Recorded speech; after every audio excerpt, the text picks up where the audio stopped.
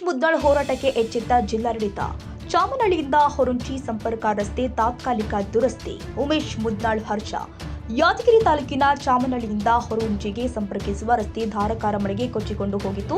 ಕೊಚ್ಚಿಕೊಂಡು ಹೋಗಿರುವ ರಸ್ತೆ ಮೇಲೆ ನಿಂತು ಸಾಮಾಜಿಕ ಹೋರಾಟಗಾರ ಉಮೇಶ್ ಕೆ ಮುದ್ನಾಳ್ ನೇತೃತ್ವದಲ್ಲಿ ರೈತರು ಪ್ರತಿಭಟನೆ ಮಾಡಿದರು.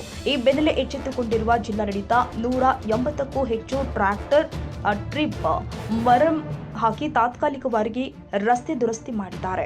ಕಾಮಗಾರಿ ಸ್ಥಳಕ್ಕೆ ಭೇಟಿ ಕೊಟ್ಟು ಮಾತನಾಡಿದ್ರು. ತಾತ್ಕಾಲಿಕವಾಗಿ ರಸ್ತೆ ದುರಸ್ತಿ ಮಾಡಿದ್ರೆ ಸಾಲದು, ಕೂಡಲೇ ರಸ್ತೆನ ಸಂಪೂರ್ಣವಾಗಿ ಕಾಮಗಾರಿ ಮಾಡಿ ಹೊಸ ರಸ್ತೆ ಮಾಡಿ ರೈತರಿಗೆ ಸಾರ್ವಜನಿಕರಿಗೆ ಅನುಕೂಲ ಮಾಡಿಕೊಡಬೇಕು. ಇಲ್ಲದೆ ಹೋದ್ರೆ ಮುಂದಿನ ದಿನದಲ್ಲಿ ಉಗ್ರ ಹೋರಾಟ ಮಾಡುವುದಾಗಿ ಎಚ್ಚರಿಕೆ ಕೊಟ್ಟಿದ್ದಾರೆ. ಯಾದಗಿರಿ ಜಿಲ್ಲಾ ಕೇಂದ್ರದಿಂದ ಕೇವಲ 2 ಕಿಲೋಮೀಟರ್ ಅಂತರದಲ್ಲಿ ಇರತಕ್ಕಂಥ ಚಾಮನಹಳ್ಳಿ ಗ್ರಾಮದಿಂದ ಓರುಂಚಿ ಹೋಗ್ತಕ್ಕಂಥ ಈ ರಸ್ತೆ ಮನೆ ಏನದಂದ್ರೆ 1 ತಿಂಗಳ ಹಿಂದೆ ಧಾರಾಕಾರ ಮಳೆಗೆ ಸುರಿದಕ್ಕೆ ರಸ್ತೆ ಪೂರ ಕೊಚ್ಚಿ ಹೋಗಿತ್ತು. ಗ್ರಾಮಸ್ಥರು ಸೇರಿ ಏನದ ನಮ್ಮ ನೇತೃತ್ವದಾಗ ಪ್ರತಿಭಟನೆ ಮಾಡಿದಾಗ ಅಧಿಕಾರಿಗಳು ಎಚ್ಚೆತ್ತುಕೊಂಡು ಇವತ್ತು ಜಿಲ್ಲಾಡಳಿತ ಏನದ ಮರ್ಮ ತುಂಬಿಸಿಕೇಸಿ ಸಾರ್ವಜನಿಕರಿಗೆ ಸಂಚಾರಕ್ಕೆ ಅನುಕೂಲ ಮಾಡಿಕೊಟ್ಟಿರ್ತಕ್ಕಂಥದ್ದು ನಮ್ಮ ಹೋರಾಟಕ್ಕೆ ಸಿಕ್ಕಂಥ ಜಯ. ಆದರೆ ಇದು ಇಷ್ಟಕ್ಕೆ ಬಿಡೋದಲ್ಲ, ಇದನ್ನು ಸಂಪೂರ್ಣವಾಗಿ ಪರ್ಮನೆಂಟ್ ರಸ್ತೆ ಆಗಬೇಕು. ಮತ್ತು ಅಲ್ಲೆಲ್ಲ ಸಣ್ಣ ಸಣ್ಣ ಪೂಲ್ಗಳೇನತ್ತ ಅನ್ನೋದು ಅವಕ್ಕನ್ನ ಚೆಕ್ ಡ್ಯಾಮ್ ಟೈಪ್ ಮಾಡಿರಲ್ಲ, ಅದನ್ನೆಲ್ಲ ಮೇಲ್ದರ್ಜೆಗೇರಿಸಿ ಇನ್ನುವಾಗಿ ತೊಂದರೆ ಆಗ್ಬಾರ್ದು. ಪರ್ಮನೆಂಟ್ ಸೇತುವೆ ಆಗತಕ್ಕಂಥ ಕೆಲಸಕ್ಕೆ ಸರ್ಕಾರ ಮತ್ತು ಜಿಲ್ಲಾಡಳಿತ ಮುಂದಾಗಬೇಕು.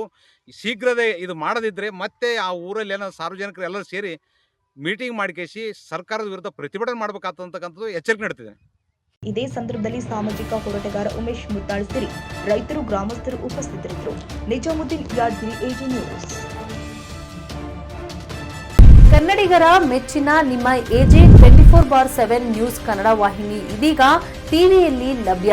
ವೇಳೆ ನೋಟಿಸ್ ಕೊಟ್ಟಿದ್ರೆ ವಾಪಸ್ ತಗೋತೀವಿ. ಇವತ್ತು ವಕ್ಫ್ ಪ್ರಾಪರ್ಟಿ ಅಂತೇಳಿ ಬರ್ತದೆ ಅಂತ ಹೇಳಿದ್ರೆ ರೈತರು ಬೀದಿಗೆ ಬದಲು ಏನ್ ಮಾಡ್ಬೇಕಾಗುತ್ತೆ? ಯಾರು ವೋಟ್ ಹಾಕಲಿಲ್ಲ ಅಂದ್ರೆ ಗ್ಯಾರಂಟಿನೆಲ್ಲ ಸ್ಟಾಪ್ ಮಾಡ್ಬಿಡ್ತೀವಿ.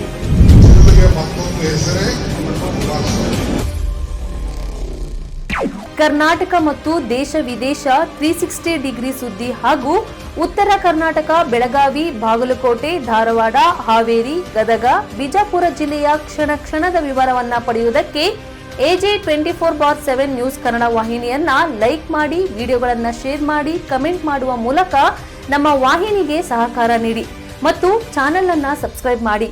ಧನ್ಯವಾದಗಳು.